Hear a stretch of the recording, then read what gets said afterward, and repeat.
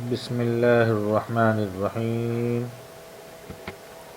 سوال: مشترکہ خاندانی نظام جو کہ اکثر علاقوں میں پایا جاتا ہے، جس میں ماں باپ کے ساتھ چند بھائی بہن ماں اپنی بیوی اور بچوں کے اس طور پر رہتے ہیں کہ کھانا پینا اور بہت سے معاملات میں ایک دوسرے کے شریک اور معاون رہتے ہیں، دیکھنے میں آتا ہے کہ اس میں بہت ساری شرعی پابندیوں کو مجبوری کہہ کر جواز کا درجہ دیا جاتا ہے۔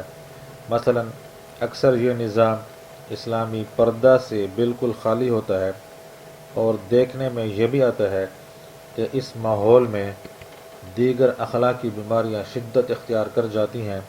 یہ خاندانی نظام اسلامی معاشرتی نظام کے قریب ہے یا ہمارے کلچر میں کہیں اور سے آیا ہے؟ براہ کرم اس معاشرتی نظام پر تفصیلاً تحریر فرمائیں، اور صحیح اسلامی معاشرتی نظام زندگی کیا ہے جو ایک انسان کو اختیار کرنی چاہیے؟ براہ کرم اس کا ایک خاکہ تحریر فرمائیں۔ جواب: مشترکہ خاندانی نظام جو ہمارے یہاں چل رہا ہے، یہ اسلامی نظام کے خلاف ہے۔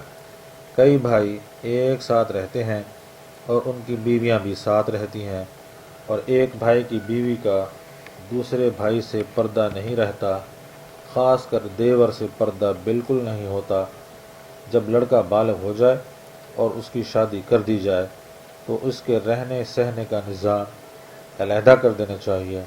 اسی طرح دوسرا لڑکا جب بالغ ہو جائے اور اس کی شادی ہو جائے تو اس کے رہنے سہنے کا نظام بھی علیحدہ کرنا چاہیے تاکہ پردہ باقی رہے۔